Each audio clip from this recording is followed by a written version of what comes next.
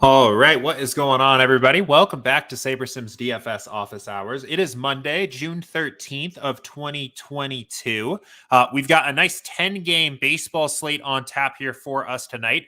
Kind of a rare, larger Monday night baseball slate. Normally, the Monday night slates are a little bit smaller. And of course, Game 5 of the NBA Finals. So a nice little day for DFS here setting up for us.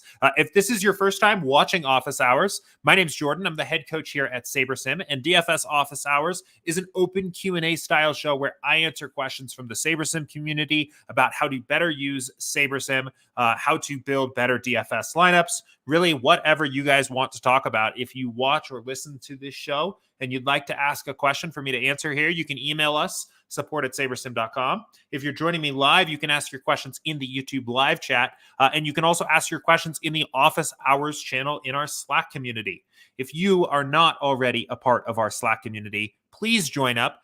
Great conversation going on there every single day. We've got a lot of sharp DFS minds in our Slack group. We've also got sim alerts channels that will let you know when news is breaking for different sports, when we're running new simulations for different sports, and of course, the Office Hours channel, where you can post your questions here for this show. I generally try to tackle those questions that are in Slack here first. So a good spot to fire away on those questions. We've got a handful in our queue for today already. A number of them follow-ups here to some of the conversations we've been having this past week. I'll get the app pulled up here real quick, and I'll actually first go ahead and bounce us over to our YouTube channel, where if you scroll down, the most recent two videos in our Office Hours, two of the most recent four videos in our Office Hours channel here. We had other folks on from the SaberSim team talking about some of the work we've been doing here behind the scenes. So 9 days ago now, I had Eric on talking about some of our contest selection research we've been diving into here this summer. We revealed our new framework for contest selection based on Eric's research. So definitely give that a watch. We have some follow-up questions here on that video today. And of course, 3 days ago here on Thursday of last week, we had Matt on talking about our updates to correlation and lineup percentiles and sim precision that we released last week. Some builder updates there. So we have some follow-up questions about those two videos, those two streams and updates we did last week, and then a handful of other questions about a variety of different things here. So excited to jump into it. Let's go ahead and jump right in. I want to start here. And I'm gonna start with a question here from Joe. And this was about that contest selection video here. There's a bit of a conversation that has kind of spawned off in Slack about this, but I will offer my 2 cents here. And the question says, could you run through the MLB contest selection for someone who does not have access to the $3 and below contest, and for someone who has a larger bankroll and can play thousands and thousands of dollars a night within their bankroll? And there's a bit of a conversation going on here in Slack with Shady Advice. And I do think there is a really good point there made from Shady Advice that, as your bankroll does get bigger and bigger here, I do think there is some argument to specializing a bit and studying your results and asking yourself, where does my greatest successes come from based on the way that you particularly play DFS? I think especially as you get above that $3 threshold and you play a higher and higher volume, you might find that your strategy and the way that you think about DFS particularly lends itself a little bit better to smaller fields, especially when you're investing more, right? Maybe that $250 4 max or some of the higher dollar single entries suit your skill set a little bit more. Maybe you are set up better for multi-entry kinds of stuff, right? Maybe you play in a strategy or larger fields, right? Maybe you play in a strategy that naturally kind of lends itself better to beating larger fields, maybe playing a more diversified portfolio, maybe fading ownership a little bit more, things that you might have to do to be successful in a larger field kind of contest. Now, that's not to say you can't still apply the framework that I discussed last week or 2 weeks ago, maybe now, with Eric, right? And I'll show you kind of how I would think about going through and doing that. But I do think that at that point, especially, if you're talking about getting $2,000, $3,000, $4,000, $5,000+ down a slate, it is probably worth doing some kind of analysis of your past contest history and asking yourself, where am I most successful? Where am I making most of my money, and specializing a little bit there, because at that point there are a lot of different options to go, right? And there's an opportunity cost to playing one contest instead of another, right? If if you have $3,000 to play on a given slate and you're going to max the flagship, right? That's $22.50 most nights, right? There's a big opportunity cost of where that money could have gone into higher dollar single entries instead. And if you have a bankroll of that size and you can demonstrate a greater success over a long period of time in those smaller field, single entry, high dollar kinds of contests, then maybe that's where you should be. With all of that said, I think you can continue to apply the same strategies here from the framework we had discussed last week, above $5 and for a larger bankroll. And I would do it the exact same way. Actually, first, let me go ahead, for those that maybe haven't seen this before, let's get the slide pulled up first. Give me just a second here, because I think it would help to have this up first to review. Give me just a second here. Okay. So as a quick review, right? Oh, and that's a little bit harder to see. Let's do that. We'll take this down for a second, right? As a quick review, right? Still focusing on around 2.5 to 5% of your bankroll. I would say if you are up in the higher stakes stuff and talking about filling out the flagship contest, higher dollar single entries, right? You are going to be facing a sharper competition at that point. I would think about maybe leaning on the lower end of this. If you don't even have access to what really are the softest contests in the lobby, which are under the $3, the unexperienced contests available out there, you are going to be facing sharper fields. So I would lean on that lower end there, right? And then we're going to think about diversifier contests and elevator contests, right? The diversifiers are going to be generally the larger field, multi-entry contests that allow you to get a lot of unique lineups in play and ultimately serve to lower your variance in the long term. And elevator contests are going to be the smaller field, a lot of times single entry, 3 max, less than 10 max kinds of contests that have a little bit higher upside. What your goal is here is to fill in 50, 75% or so of your total allocation with those diversifier contests. You're going to, in general, fill lowest to highest entry fee. The reason for that primarily is because it allows you to get more unique lineups in play. And then you're going to fill the remaining allocation up with those elevator kinds of contests, right? So single entries, 3 max, and so on. So we can pull DraftKings back up here and take a look at this, right? And see what this would actually look like. So in practice here, and let's make this a little bit bigger, right? So let's say you only have access to the experienced players allowed, I guess, the veteran contest, whatever you want to call them, right? So we're still playing tournaments here. We're playing the classic slate. So I would actually look here at the, whoops, I hate this tooltip. I know I've said it so many times. This thing always pops up at the worst possible time, right? And I would look at starting to fill some of these out here, thinking about where can you fill your diversifiers first, right? So let's look at, and I've actually found this is a little bit easier on a phone where you can control more filters, right? You can actually filter individually different contests here a little bit easier, but this is still fine, I suppose.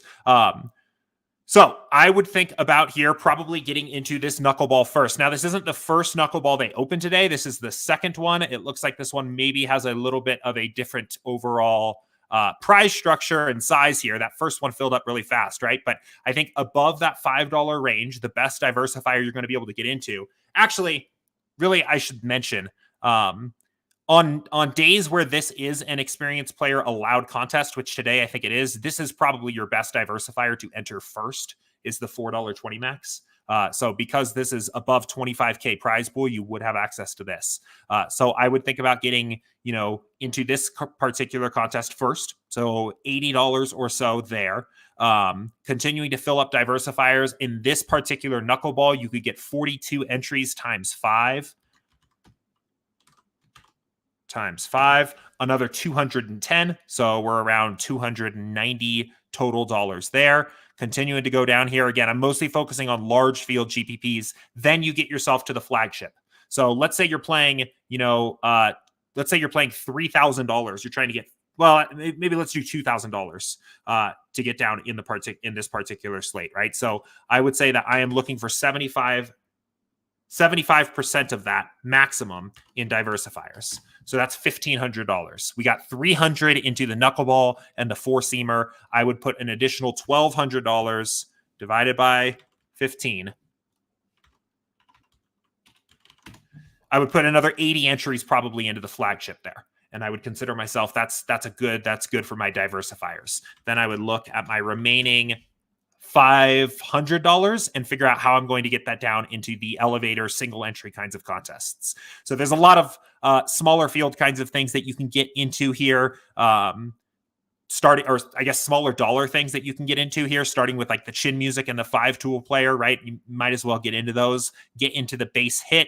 As this starts to increase, right? You're filling in, again, entry fee, lowest to highest. You're filling in the home plate, the skipper, the sacrifice fly, right? Looking for small field kinds of contests, right? I think the power alley actually makes a lot of sense as an elevator type contest as well, right?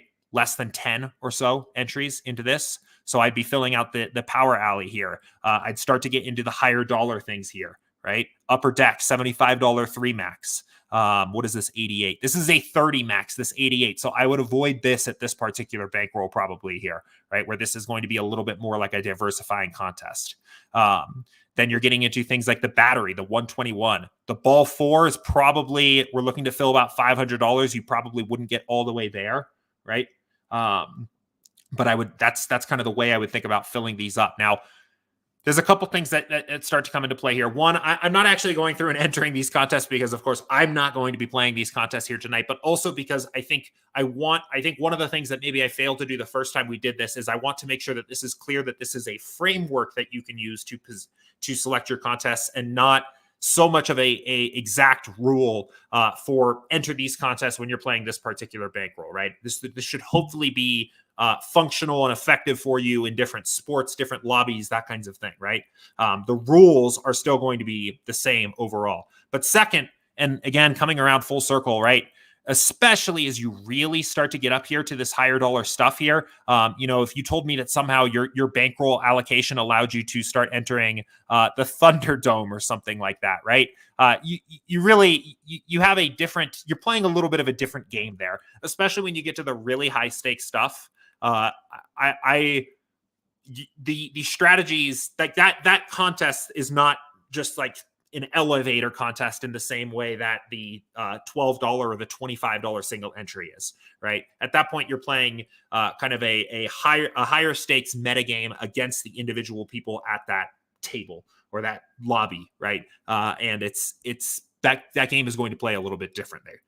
So, I think that's still kind of a helpful overview of how to approach this kind of framework with a higher dollar, with a higher dollar strategy. But yeah. So, Joe, if you're around, let me know if that was helpful.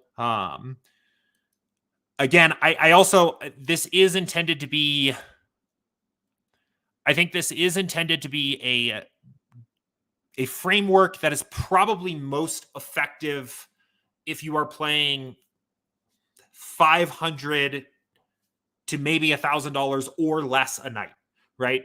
To where you have a ton of different ways that you could spend that money, right? Like, so if you're playing $250 a slate, right?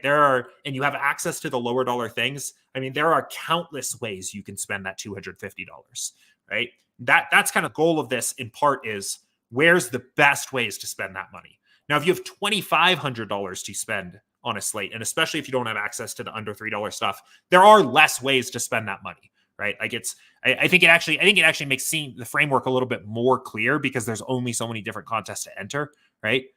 And because of that, I think you can lend a little bit more weight to that personal skill set component, right? If you told me, look, based on my past 4 years of playing baseball DFS, I crush fields 10 entry max or lower, and I'm break even playing any large field stuff. Well, should I still play diversifiers? No. Like at that point, you've demonstrated a skill set and a strategy that's working for you in a particular contest mix. I would focus on that. Or maybe it's qualifiers, right? Maybe you have a particular edge playing really highly variant, aggressively ownership faded qualifier contests in like the $13 and the $195 larger field, somewhat larger field qualifiers, right? Then chase that if that's your edge. So anyway, I'll let this one go. I want to talk about a couple other questions. Joe said that was very helpful, so I'm glad. And I wanted to talk about a couple other questions here about this same topic here. So let's dig them up first. Okay, so this was from In It to Bink It here. I already see a bunch of questions coming in the YouTube chat, guys, so just be patient. We're going to roll through the questions in Slack first, then I'll hop over to YouTube chat. So In It to Bink It said, one more question after watching the contest selection video. When would a contest not be worth playing? For example, the $1 20 max in tennis is normally 200 up top, which is normally only 10x your buy-in. Is this too low? I'm still okay with that. I think where I start to maybe be a little bit concerned is if the prize to first is less than 5x your total investment into that contest, which is very rare. In fact, I don't even know if I ever see anything that's actually categorized as a tournament where that doesn't happen. The only thing that comes to mind is sometimes there's things called these contests. Occasionally these will have a very flat payout structure, but even these ones actually look pretty good. Occasionally you'll see sometimes these just like generic contests will have a really flat payout structure and you won't get 5x the entry fee to first. But basically, again, I'm not saying 5x of an individual entry fee. I'm saying 5x your total investment into the contest, right? So here, right, you max out the $1 20 max, you're $20 in, you get 200 up top to first. That's fine by me. Because you got to remember, that's basically saying if you bricked all 19 entries and in one entry got first place, you would still 10x on the slate. Right? That's enough upside for me to feel comfortable playing that contest. I know you had mentioned League of Legends as well, that there is like a $1. So, even in this particular situation, you enter for $20 here. And you, I guess ultimately I would want probably at least $100 up top to feel like this contest is worth playing. That any one given entry would at least 5x my total investment onto the slate if this was the only contest I played here. So, yeah. And I think that's kind of a heuristic. That is, to be fair, something that was not something that we really like sussed out in this research project with our contest sims.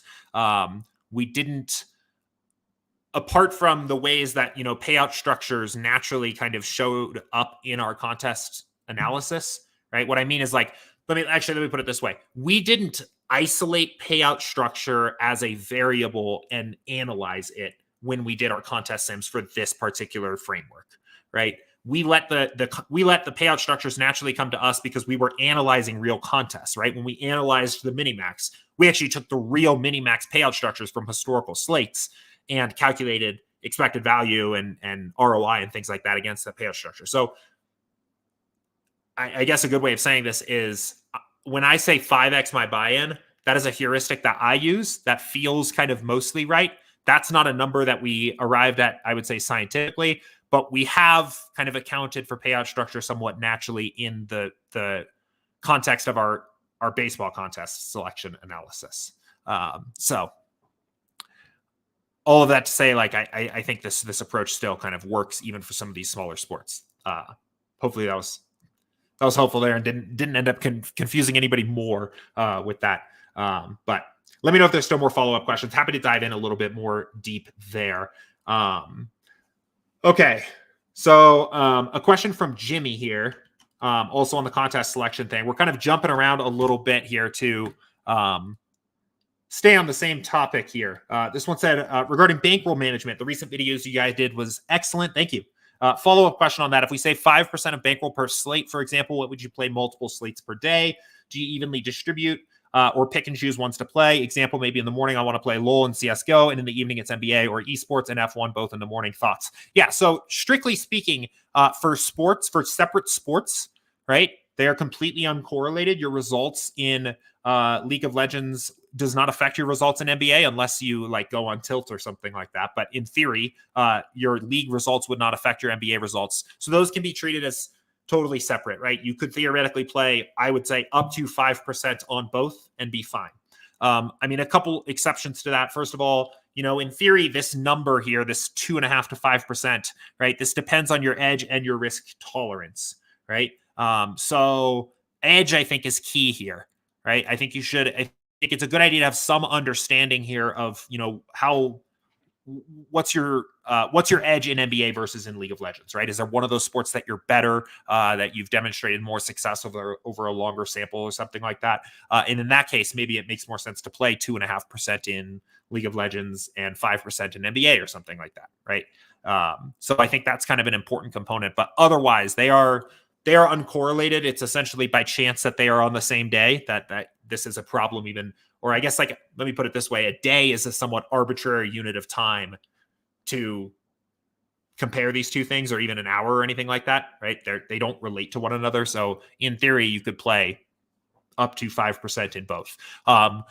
Tonight, for example, I am playing, I think, 5% of my bankroll in both baseball and NBA Showdown on both sites. So, cool. Okay. Let's keep it going. Epic Problem has a question here about the sliders, and I think this is a little bit more about the builder updates. Or I guess these next two questions are both kind of about the builder updates. But this question says, in the past, it's been mentioned that 0-0-10 was a better slider set for MLB Showdown versus the defaults the contest normally displayed. Is that still the case after all the recent changes? I don't know necessarily if I feel totally comfortable saying that it's just flat out better, right? I typically prefer it, and I feel like it's somewhat anecdotal. Like, having built lineups on 3-0-10, which is the defaults for most of the large field stuff, I kind of prefer 0-0-10. I think some of that mostly comes through of just like I like the idea that every lineup I'm seeing when I build on 0-0-10 for Baseball Showdown isn't optimal for a single simulation. Whereas technically, because correlation is a modifier here, that may not be the case here, right? That you could potentially get lineups that were not optimals for single sims, or lineups that were closer to the top actually had a lower overall percent chance to be optimal than a lineup below it, purely because of correlation, right? That kind of thing. I don't think you're going to get killed either way here. I think like anything in between these two values is fine.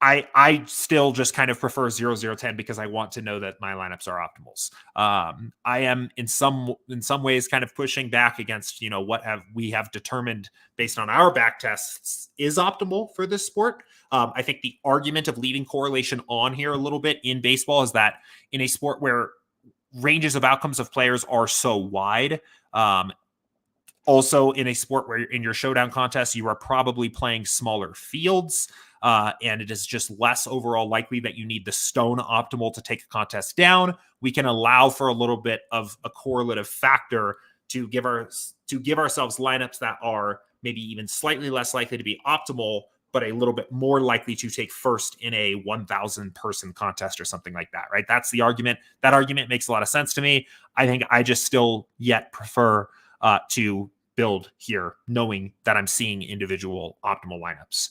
Kurt made a very good point in Slack as well, and something to look out for. And he said that having correlation on is actually going to depress the exposure you get to pitchers, because they are essentially uncorrelated to most of the hitters on their own team, and they are very heavily negatively correlated to the opposing batters, right?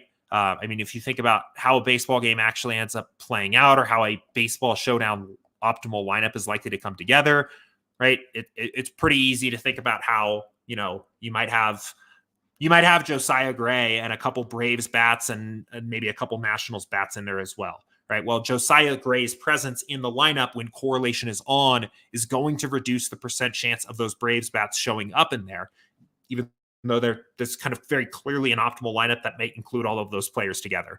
The way that ends up kind of resolving with the builder with correlation on is a little bit less exposure to pitchers, something to be aware of there. Yeah, I mean, again, I think this is a good opportunity to kind of jump into this question from Mr. T, because it kind of relates.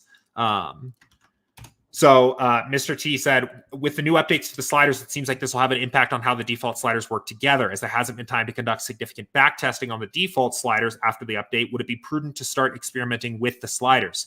I know your default answer is to leave them alone. However, this new update potentially changes things.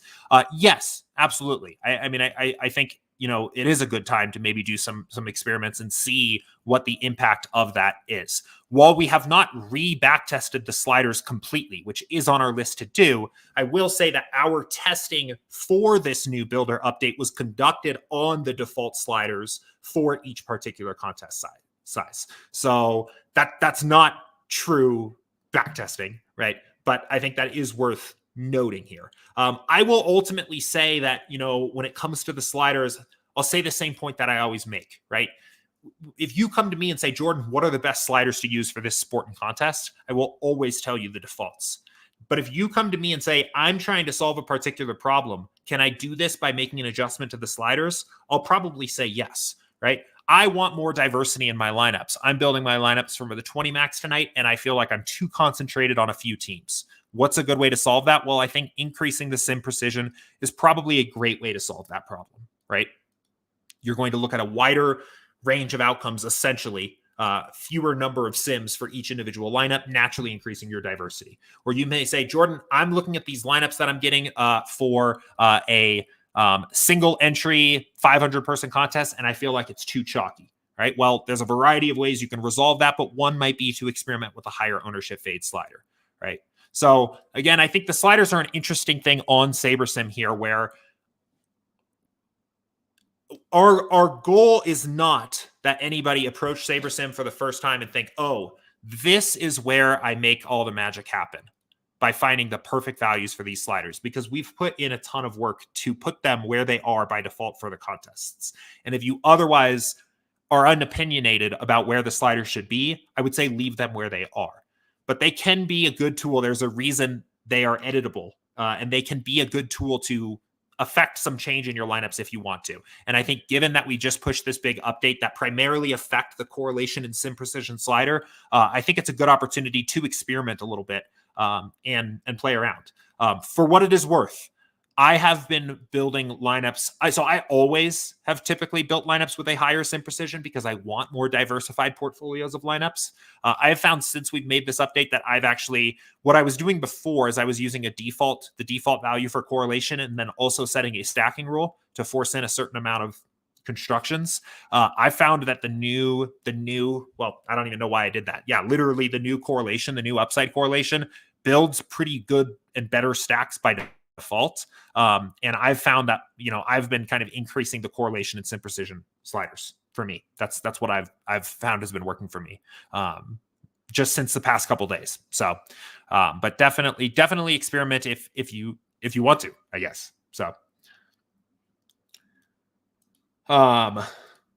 cool.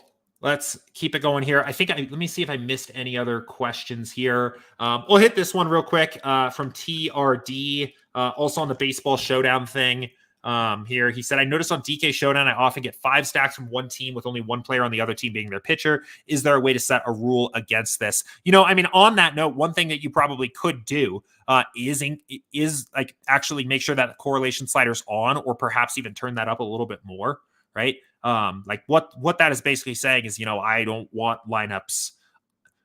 I guess let me preface this by saying, right, if you got a lineup like that at 0-0-10, especially a high Saber scored lineup, right? That's actually saying that lineup is optimal in at least one simulation, and actually is somewhat frequently optimal in our sims, right? If you were actually getting that lineup. So, it's worth noting that, right? Because that it is not simply by pure chance that lineup's coming up. Pure chance meaning it is not that lineup scores well on average relative to players' salaries, and that's why you're getting that lineup, right? That lineup is actually represented by a simulation. If you don't want those kinds of lineups in your portfolio, I think a good way to at least kind of lower the likelihood of that happening would be by turning the correlation slider up a little bit more, or on at least. You could also set a grouping rule and say something like, I'm going to take Josiah Gray and we need to grab both him as a captain and a flex.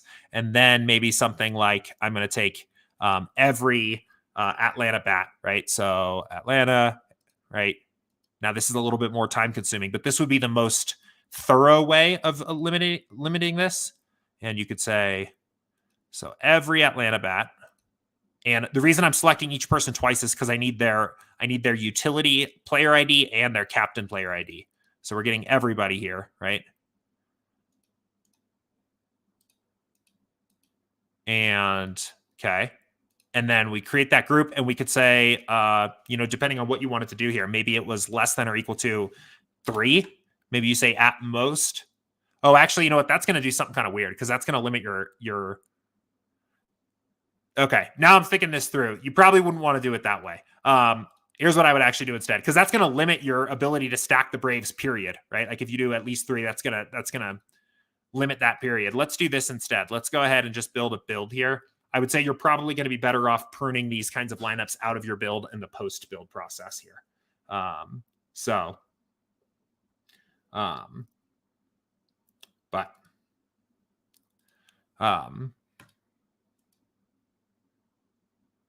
Let's see.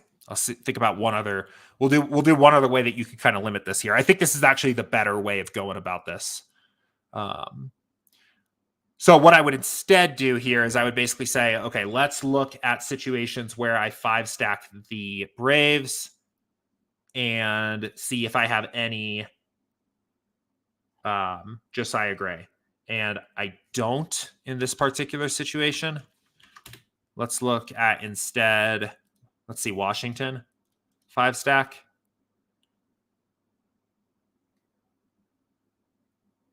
And Ian Anderson. Do I have any of those? I don't have any of those either. I think partially that's probably because the correlation slider is on, actually. Let's see if I can find one here, just so I can give you a demo of what I'm actually talking about here. Let's look at a 4-stack. Washington 4 with Gray. No. So actually, I mean, maybe the best way to do this is to just make sure your correlation is on, because it doesn't look like we're getting any of these. Let's instead do it this way. Let's look at our Ian Anderson lineups. And let's say we don't want this Washington 2-stack, right? So let's go ahead and spotlight every lineup that has Ian Anderson as captain with a Washington 2-stack, and then we can just trash it. There's 40 lineups like that. So that would be probably the easiest way, is to use the filters and to basically say these combinations of players just throw away. I don't want them in my pool. So, but for what it's worth, it does seem like turning on correlation is a pretty good way to limit that. And that makes sense based on what we were talking about before. So, okay. Cool. Let's hop over to YouTube chat. Demetrius said, should I use 2 or 3 players when running lineups? I am a little unsure what you mean there. I might need a little bit more. What it sounds like maybe is like, are you saying you should you lock in 2 to 3 players when running lineups? You don't have to. I know a lot of times people will build lineups with SaberSim, and this message here confuses people, right? DraftKings has a regulation that you have to make 2 changes to something for us to be able to show you your lineups, right? That's a DraftKings community regulation. That does not mean you have to lock or exclude 2 players completely. I think that generally I found that's a point of confusion across the entire industry, is that people tend to think that that's what they need to do. Basically, you can make any 2 changes to projections, ownership, or exposure in the pre or post build process, and then we can show you your lineups. Okay, I misunderstood here. So the actual question was unique players. So I don't use this that often, this min uniques thing. I typically leave this at 1. With that said, I often turn up. So min uniques, what this does, this is a brute force way of diversifying your lineup pool, right? This is going to say, let's say the best overall lineup you could play on the slate, the highest expected value lineup you could play, right, is lineup A, lineup 1. And lineup 2 is the exact same lineup, but 1 player's different, right? Well, if you were maximizing EV and you weren't caring about diversity or anything like that, you would probably want to just play that second lineup.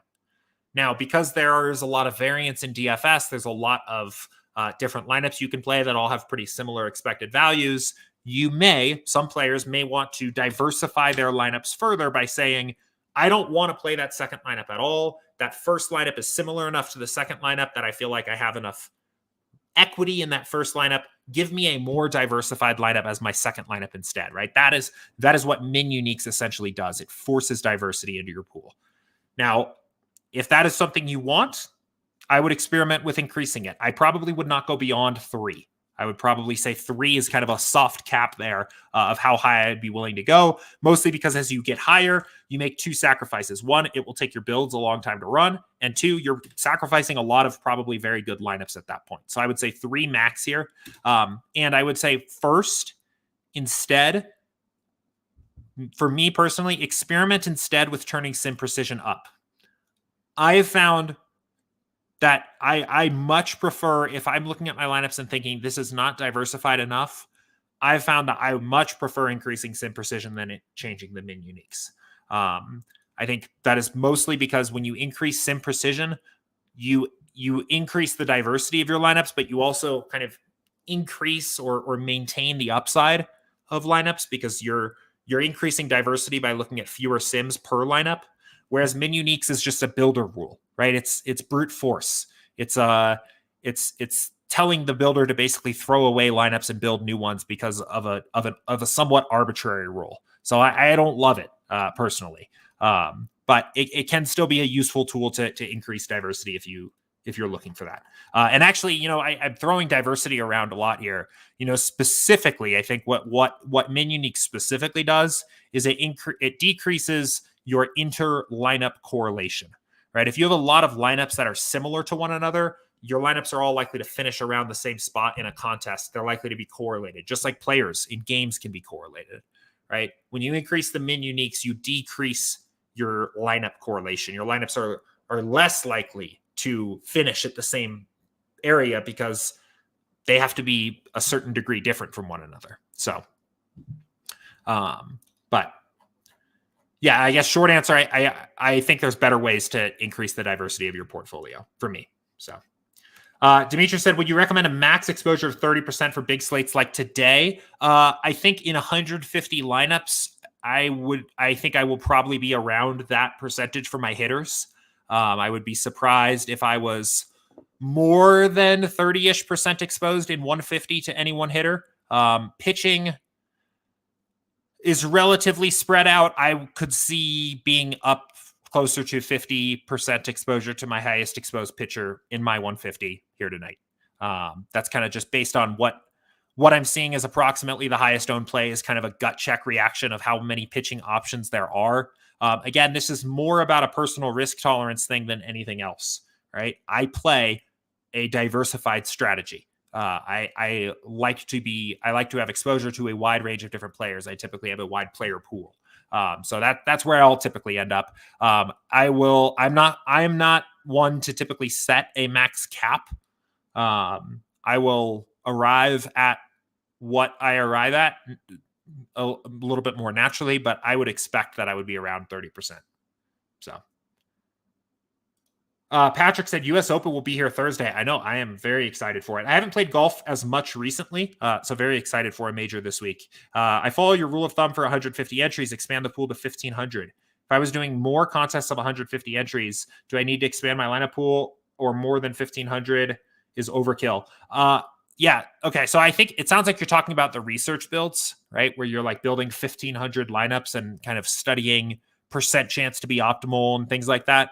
The only reason I use 1,500 for that is because that is the maximum cap that you can build at the moment within SaberSim. So if you could, you can't build more than 1,500 is the short answer here. If you could, I would, because it would make that build more accurate. For now, 1,500 is the cap. So, and I actually think, for what it is worth, I think the fact that the pool size is capped at 1,500 is actually kind of a good soft cap reason to cap your number of unique lineups on a slate to around like 300-ish. Like if I'm maxing out 2 different 150 maxes and playing a whole bunch of different single entries and things like that, I typically cap my number of lineups, my number of unique lineups around 300. That is around the number where I will start to duplicate lineups a little bit more. I know that according to our contest selection parameters here, the rule here is to put a unique lineup into every contest. I think that's still theoretically optimal or correct, but given this parameter right now, I kind of prefer to have about 300 max unique lineups on any slate. And the reason for that, like the reason these two things are related, right, is if you were to build 300 lineups with a pool size of 1,500, right, you were saying basically every lineup gets to get built 5 times, and we pick the best one out of that, right? That's essentially what happens here. I like knowing that there were at least 4 other lineups that lineup, every lineup in my pool beat out to get into my lineup portfolio. And as you know, if you were playing 500 entries on a slate, right? Well, now you only have, now each lineup is one of 3, right? And especially if you start editing exposures, right? Sometimes you arrive maybe at lineups that only exist in your pool because they were the only one that fit, things like that. So I kind of use that as a soft cap. But anyway, kind of a tangent there. Hopefully that was helpful there for what you were looking for. Demetrius, what max exposure do you use for pitchers and hitters? Again, this isn't something that I hard cap most of the time. I certainly don't go into like a given slate and say, okay, my cap is this for tonight. But as a general rule of thumb, this is general rule of thumb. Also, the one other thing, this is for a large field, kind of 150 max type contest. My highest exposed hitter is generally, I would say it is 30% or approximately the expected ownership of the highest owned hitter on the slate. Somewhere between those is probably around where I end up. My highest exposed pitcher is generally somewhere between 50% and 2x the highest owned pitcher, right? So like probably 50 to 70% owned tonight. Again, heuristics, those are just trends that I have noticed. Those are not things that I am forcing. I wouldn't necessarily recommend that you go and force those numbers into your process, but I think that kind of can give you an idea of where I end up for large field GPPs. And then good question here from Demetrius again as well. How can I save the max exposure for pitchers once I change them so I don't have to update every time I run? Yeah, so if you come in here and make adjustments as soon as this, okay.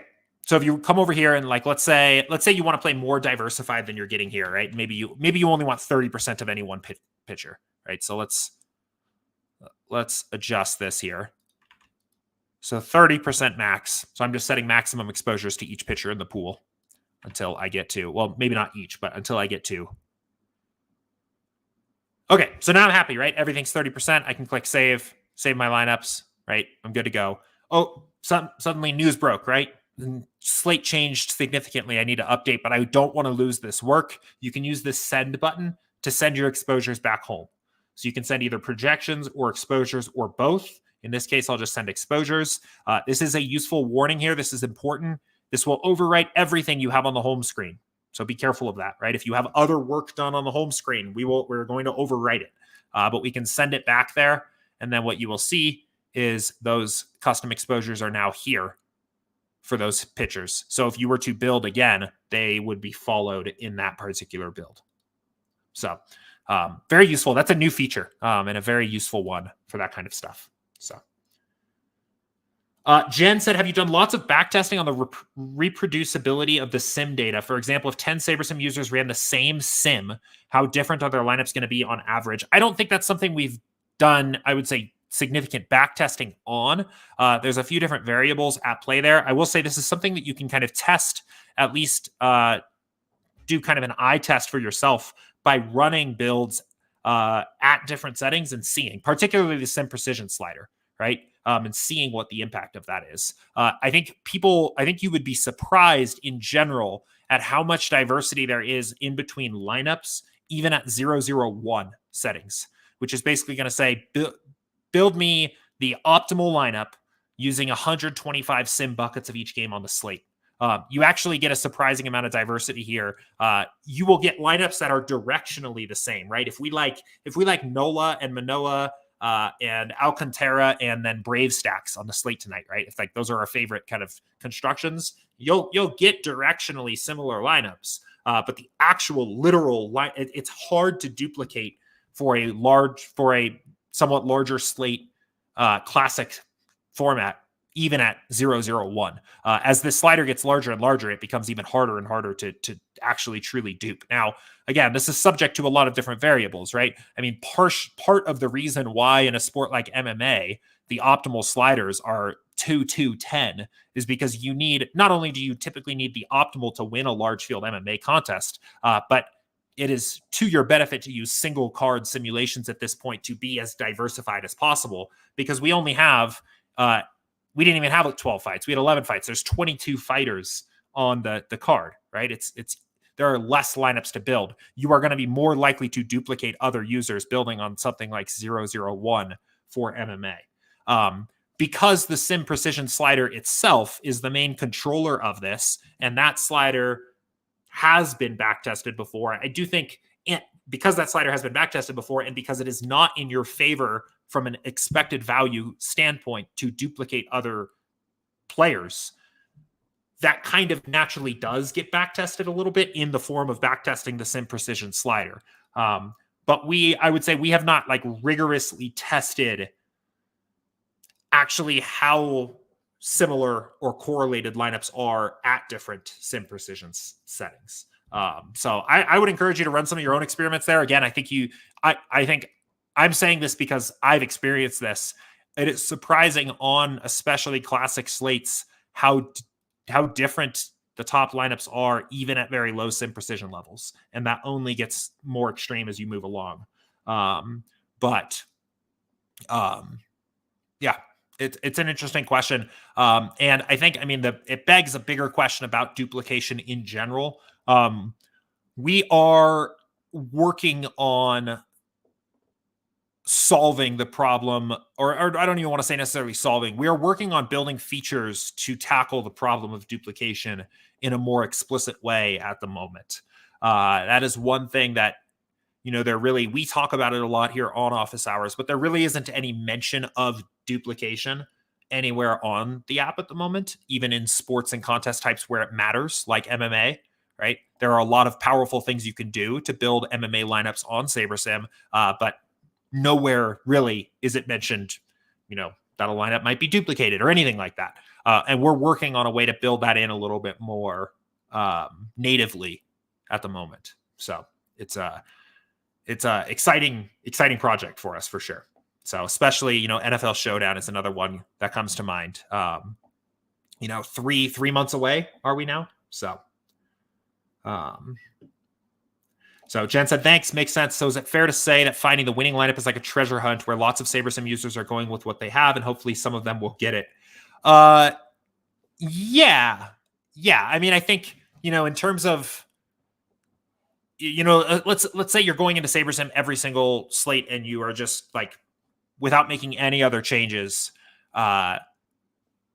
just building lineups that are on the sliders for that particular contest and building and going and entering, right? The slice of lineups that you are going to get in not only just your pool of 500, but then especially your final pool of 20 here is going to be very much subject to a lot of variance, a lot of luck.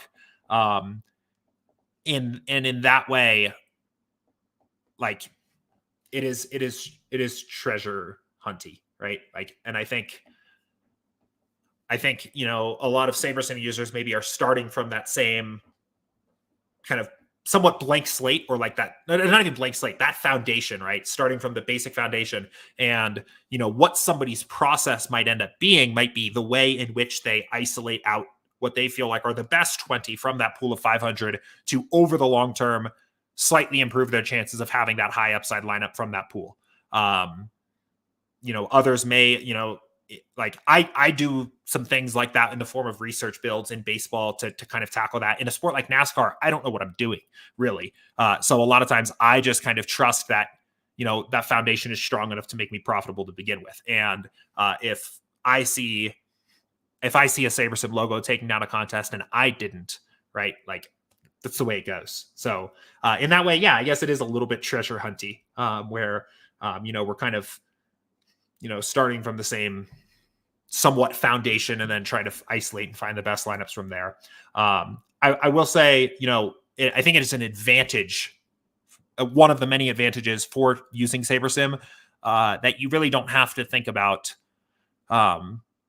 diversifying from other SaberSim users very much. That question does come in somewhat frequently, like, hey, how can I do things that are different from what other SaberSim users are going to do? And I think because of how highly variant individual sims are anyway, and how highly variant selecting even 28 sims, for example, from each game on the slate gets your lineups, I don't actually think that's much of a concern above and beyond a sport where diversification and avoiding duplication is just a concern, period.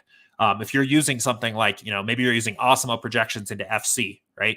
Like, without using randomness, which also isn't even a very good solution, if you put in the same settings in your optimizer as I do, we will actually get literally the exact same lineups.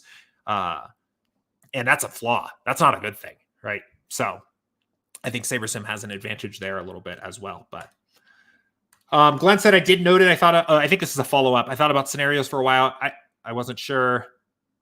Okay. I think I missed this comment. I don't know exactly what that's referring to. But I am glad, whatever question that was referring to, I'm glad I was able to help. HCs, how do you feel about percentiles since the recent update? Yeah, I'm not a frequent user of the player percentiles. I wasn't before the update. I think I am even less now, right? Frankly, I think that almost everything we're doing here now behind the scenes is going to outperform what you would theoretically get out of using the player percentiles, right? So, basically what happens now is, Saber score, right, out of 100 here is basically a combination of the individual factors of correlation, right, ownership, and upside in the form of sim precision. And what we did in this most recent update is change the way that sim precision is factored into Saber score. So what we now do is we'll take every lineup that we have in the pool and compare it to basically every single simulation we have for the slate and come up with the full range of outcomes for that lineup. So similar to how, we have Alex Wood's range of outcomes in the Sims, right? We internally now have this lineups range of outcomes in the Sims. And what we are doing now is based on where your sim precision slider is set, we are isolating a certain percentile of that. So maybe the top 5% of outcomes, and the sim precision factor that fills into Saber score is how well does that lineup perform in that particular percentile, right? Ultimately, you play lineups, not individual players, into contests. So, the player percentiles factor similarly, right? They are basically saying, let's shift Aaron Nola's mean to his 95th percentile outcome, effectively ignoring, or we're shifting every player's mean to their 95th percentile outcome, essentially ignoring the bottom range of outcomes. But that is like a Band-Aid workaround solution to the problem that the app now actually just solves straight up, without having to do anything. So I wouldn't talk anybody down. If you said, hey, I'm using the percentile, I'm sure they're better, actually. I'm sure actually using them, just like pretty much everything else in the app, has improved since this update. I would say they're probably even a little bit better than they were. I personally, in my process, feel even less inclined to use them because I think the problem space that they solve is better solved by the lineup percentiles that are being used behind the scenes. So I wouldn't talk you off of them if it's been working for you. If you have been experimenting with percentiles in the past, I would say, see how things are looking now with this most recent update. I wasn't using them before, so I don't feel more inclined to use them now, if that makes sense. Patrick said, you ever hand-built 150 lineups in the past before an optimizer was available? Not fun. I don't think I've ever done 150. I will tell you what, I won 12 CFL tickets for the opening week of CFL.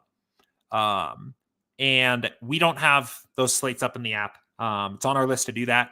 I'm sure Eric on our team also would probably be pretty excited to help out building out CFL Sims, but that's not a sport we support at the moment. I attempted to build 12 of those lineups, and it was like pulling teeth. I could not believe how hard it was to hand build 12s. And I think part of the problem there too is I was building for a sport that I was really unfamiliar with. Obviously, I know football, but I don't follow CFL at all. So all the names were new to me. I ended up doing really bad too. I think I min cashed 1 of 12 lineups. Had a couple zeros in there. I wasn't even really using projections. I was like basically just trying to build lineups that seemed correlated based on salary and historical performance. So a lesson here, a good takeaway is don't play satellites for where the ticket prize is something that you don't know how you are going to build those lineups. I entered those because they were overlaying like crazy every single day. Like they would open. There were satellites that were filling like 10%, 15% of the way for the CFL opening week contest. And then the contest itself overlaid, right? So like you double dipped on basically playing super overlaid contests twice, which was great. I just had no idea how to build the lineups. So yeah, good takeaway there. No satellites if you don't know how to play the sport that the ticket is for. So anyway, Jim said, Jordan, when you upload projections, is there a way to save them and come back to them? So they will save, right? So like, I'll just do this as an example. Let's grab these, and do, let's do this. We will upload the median projections as the actual projections as an example here. So they will save in that they will not go away. I should probably, okay, ignore all. And then projection. Sorry, I grabbed all like 1,300 names here, which I probably didn't need to do. Okay, so like if you uploaded these custom projections, right? These are saved in that they are not gone. They will not disappear on their own unless you reset them.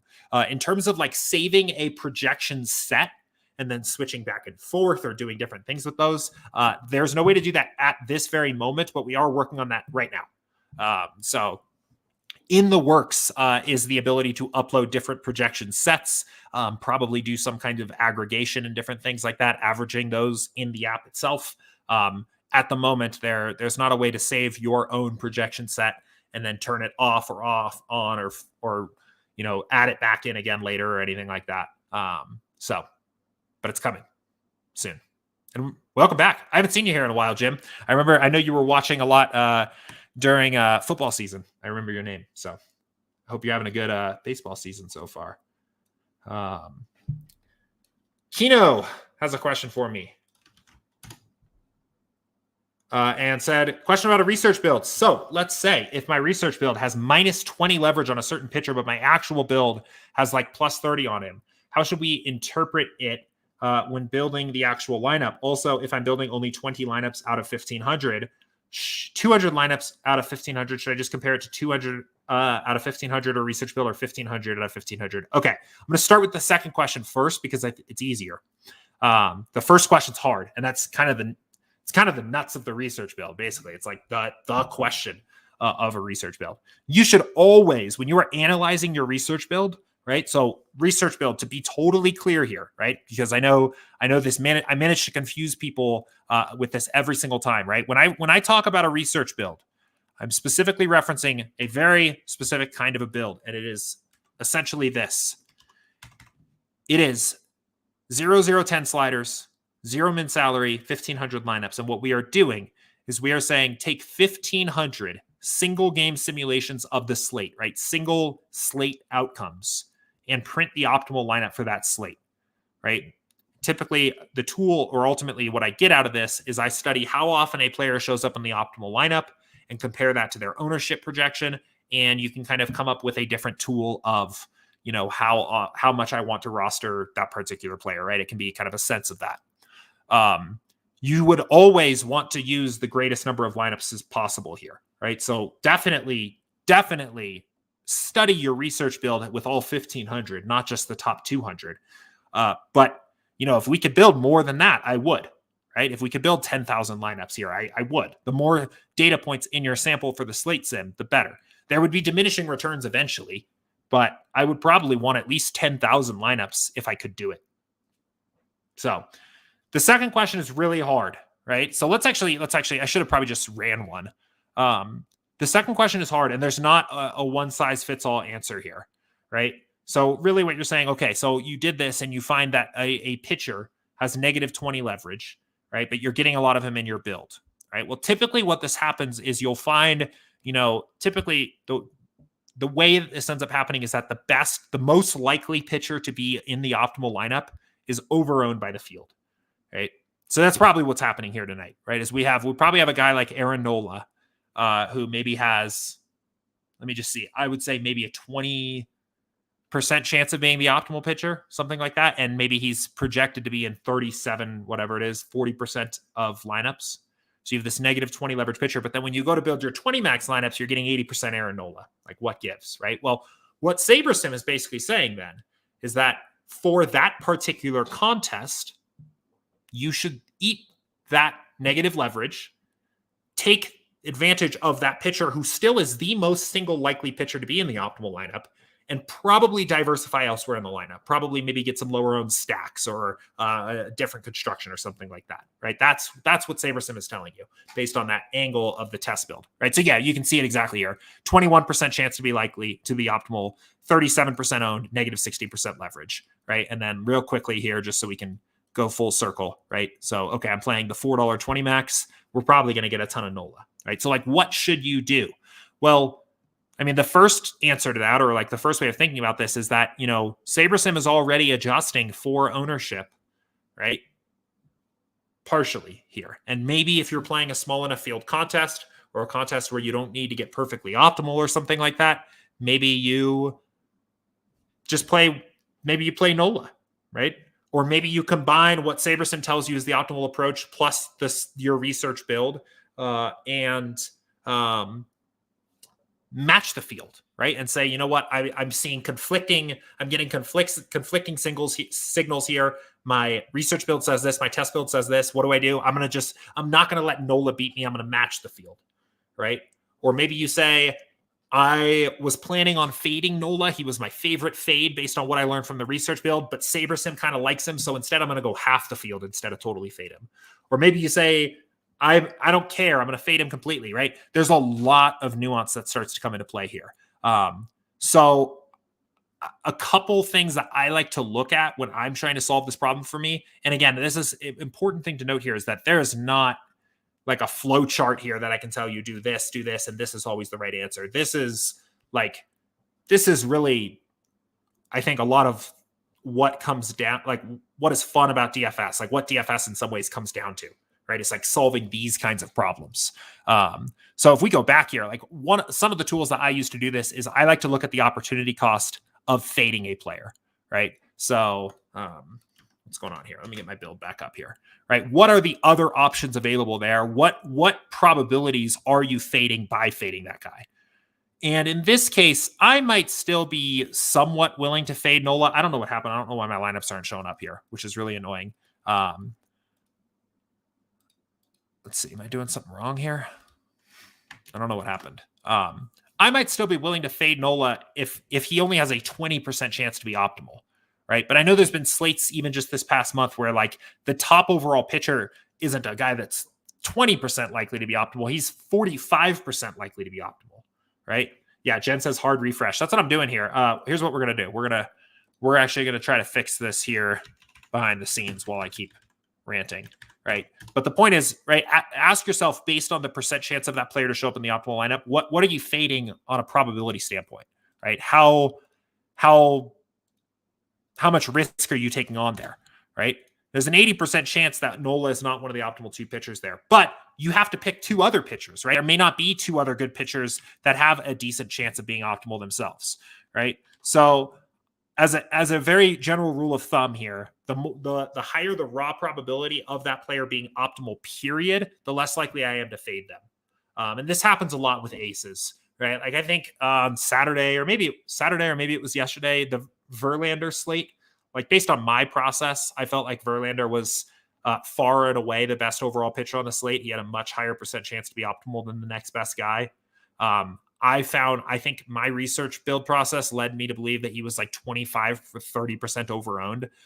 But when it all came out, I ended up like about even with the field on him, right? And that's because to me there was so much you gave up by being under, or there was a lot that you gave up by being, or I actually, let me put it this way. There's a lot you gave up by fading him in any given lineup, right? Any given lineup without Verlander had a lot of ground to make up.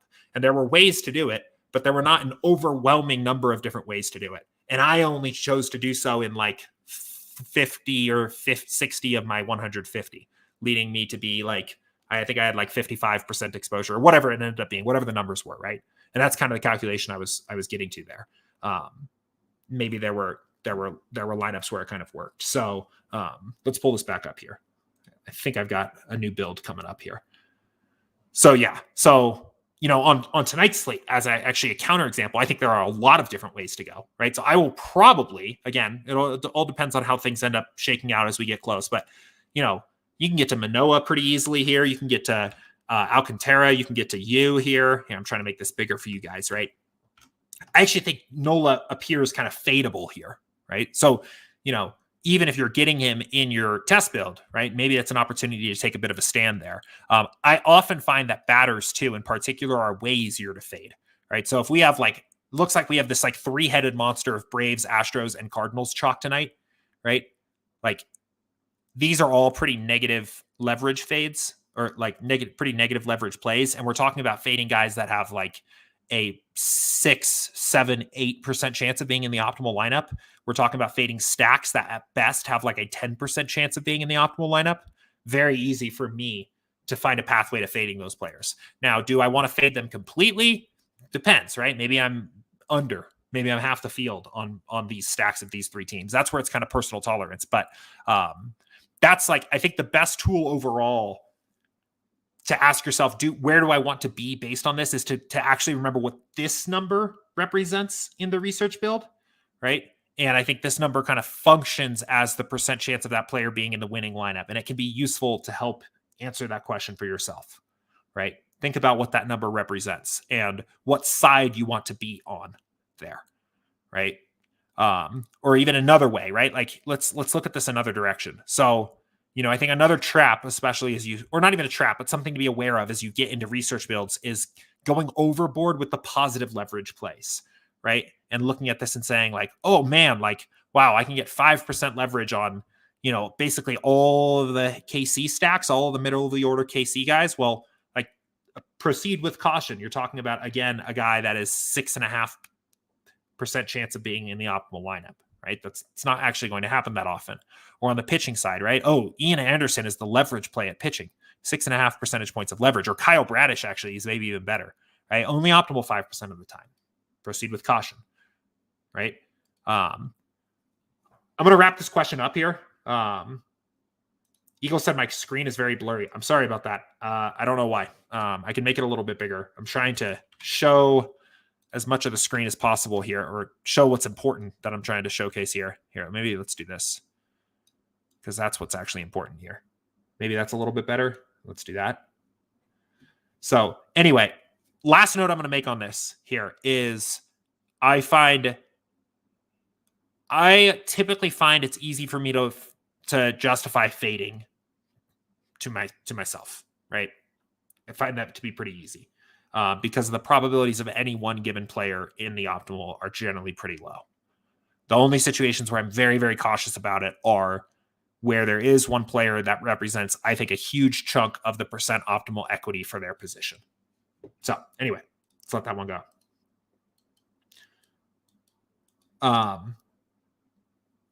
And I missed your question earlier, Kino. I agree. I always enter 1,500 out of 1,500 when building the lineup. My question was taking a look at the sim results. Should I only look at the top 200? I would say no. I would say look at all 1,500, right? The more data points you can get there, the better. So I would look at as many as you can, because you're trying to approximate the percent chance of a player being in the optimal lineup, which is, you're basically saying 1,500 represents this random 1,500 subset of sims essentially approximates the whole. That's what you're saying when you run a research build. And that's potentially a decent assumption. It's, depends, but that assumption definitely gets weaker the lower that number gets, right? Like I would never say, I'm going to build a research build of 10 lineups and say it approximates the whole. And even 200 is pretty low. So I would use the 1,500 there. So Patrick says, what's the health status for Kadri? I have no idea. Hope he's playing, but I have no idea. Probably not great. He broke his arm, didn't he? I don't know. But as an Avs fan, I hope he plays. So, all right, guys. I think we'll go ahead and leave it there for today. We're all caught up on questions. It was a good show today. Enjoyed that one. We talked a lot. We answered a lot of questions that were kind of follow-ups here about the contest selection videos and, or not even videos, right? The contest selection research and streams and the upside correlation. And I got to move these back because I'm a little OCD about that here. The upside correlation and the lineup percentile stuff we did from last week. So some good discussions there. We got to dive into research builds a little bit as well. Glenn says the game is until Wednesday. That is true. So we do have plenty of time there. Talked about all kinds of stuff. So I appreciate everybody coming and hanging out with me here for an hour or so. Appreciate everybody that watches and listens to the show as it goes up as a recording on YouTube and different podcast outlets. We will be right back here again tomorrow on Tuesday for another episode of Office Hours, 2 p.m. Eastern. And before we go, if you are watching or listening to this and you haven't already signed up for SaberSim, or you used to be signed up and haven't been with us for a while, we have a free 7-day trial on our site, SaberSim.com. No strings attached. Come check us out. Use everything we have on our app for free for 7 days. If you are one of those people that used SaberSim in the past and left for a little while, we reset your trial at the start of baseball season. So you probably have a new trial sitting in there waiting for you to check it out. In the meantime, good luck tonight. Enjoy Game 5 and our little 10-game baseball slate here, and I'll see you all tomorrow. Take care.